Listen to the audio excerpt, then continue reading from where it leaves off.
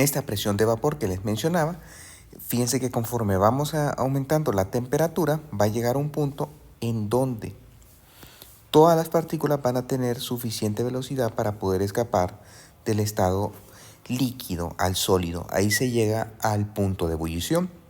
Vamos a ver aquí entonces la relación de la presión de vapor y el punto de ebullición. Si la presión en la atmosférica, recuerden que la presión atmosférica es de 760 torr, 760 milímetros de mercurio, que sería esta línea. Entonces, para el éter dietílico, cuando estamos a una temperatura de 20 grados,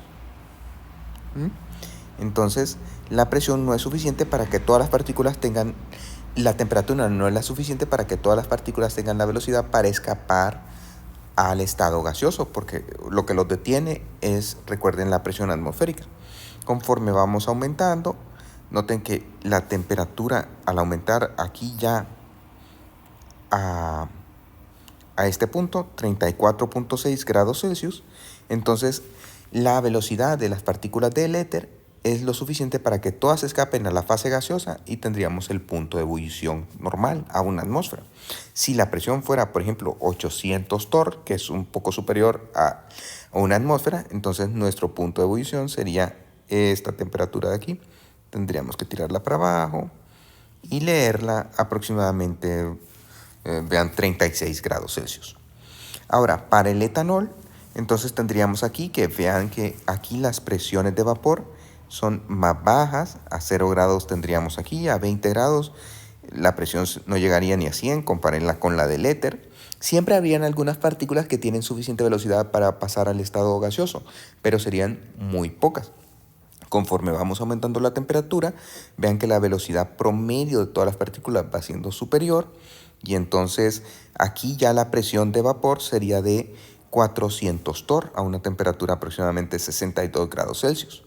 Al seguir aumentando, sigue aumentando la velocidad de las partículas hasta que a 78.3 todas tienen la velocidad suficiente para escapar y ante una presión atmosférica para escapar al estado gaseoso. Para el agua, sustancia que todos conocemos, fíjense que a 0 la presión de vapor es 0, a 60 la presión de vapor todavía estaría aquí como en 180, a 80 grados la presión de vapor es 380, eso quiere decir que están escapando más partículas al estado gaseoso, pero no todas. Y hasta que llegamos a 100 grados Celsius es que todas tienen la suficiente velocidad para escapar al estado gaseoso y llegaríamos al punto de ebullición normal, o sea, al punto de ebullición a la presión de una atmósfera. De hecho, aquí en Tegucigalpa, nuestra presión es un poco inferior a 760 torr, 755, y entonces la temperatura de ebullición andaría más o menos por este valor, unos 99 grados Celsius. Para el etilenglicol, vean que el etilenglicol son pocas las partículas que pueden escapar, o sea, tiene una menor facilidad para que escapen las partículas del estado líquido al estado gaseoso. Es por eso que a 60 grados la presión de vapor es 0 y aún a 100 grados la presión de vapor llega a ser aproximadamente, no sé, unos 20, a 110, unos 50 tal vez.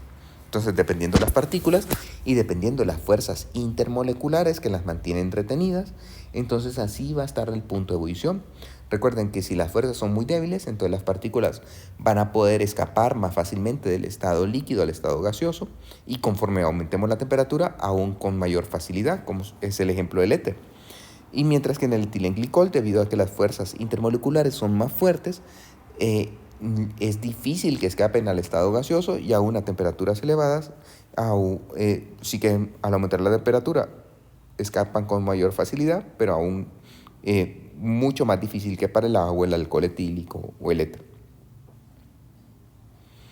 Y vean que aquí nos pide, utilice la figura 11.24 para estimar el punto de ebullición del éter dietílico a una presión externa de 0.8 atmósferas.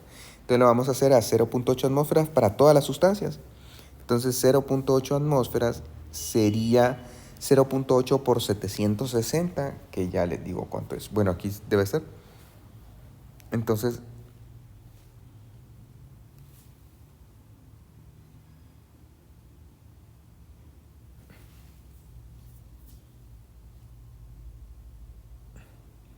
voy a hacer el cálculo de 0.8 por 760. Me da 608.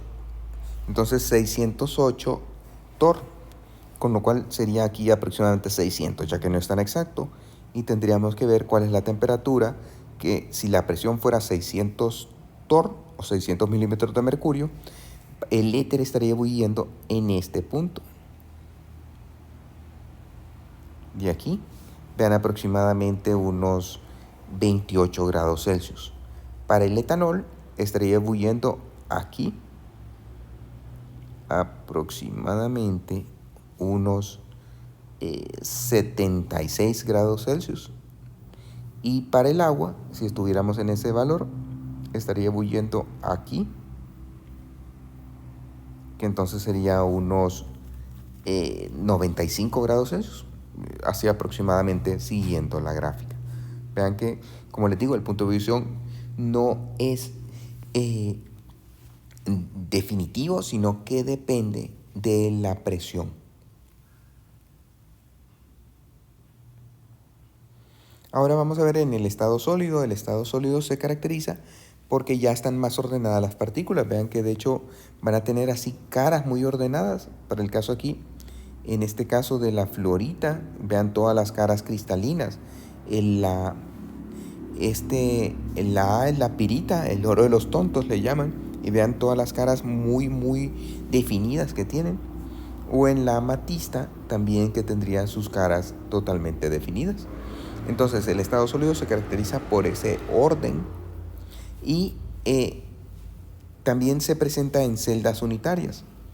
O sea que el estado sólido es la repetición de una unidad que se repite infinitas veces, millones de veces. Entonces imagínense esta unidad, vean cómo se va repitiendo, y de hecho realmente la unidad que se repite es esta de aquí. Dense cuenta que todo eso es lo que se va repitiendo a lo largo de la estructura. Ya la unidad real tridimensional sería esta. Es más o menos como en este caso. Vean que la unidad que se va repitiendo es la que tenemos señalada entre este cuadro. Se va repitiendo infinidad de veces, y hasta que nos crea todo lo que se conoce como la red cristalina. La red cristalina es la representación en puntos de la posición de los átomos, y la unidad que se repite se le conoce como la celda unitaria. Esta aquí, para el caso, esta sería toda nuestra red cristalina, sería con todos los puntos que ocupan los componentes del sólido. Y vean que hay una unidad que se va repitiendo, que es la que está aquí coloreada en azul, que se le conoce como la celda unitaria. Este sería una posición donde está uno de los componentes del estado sólido, un punto de la red. Las celdas unitarias, desde el momento lo único que vamos a estudiar es que existen diferentes tipos de celdas unitarias. Por ejemplo, esta es la rómbica, pero la más sencilla es la celda unitaria cúbica. Entonces vean que la unidad que se repite es un cubo. Aquí la tenemos en un modelo, y este se le conoce como modelo de relleno del espacio. Esta sería la cúbica simple. Entre las cúbicas existen tres tipos: la cúbica simple, la cúbica centrada en el cuerpo, que tiene las unidades en las esquinas del cubo y en el centro del cubo. Aquí la pueden ver también en la forma de relleno del espacio. Y la cúbica centrada en las caras, que tiene sus componentes en cada una de las esquinas del cubo y en cada una de las caras del cubo.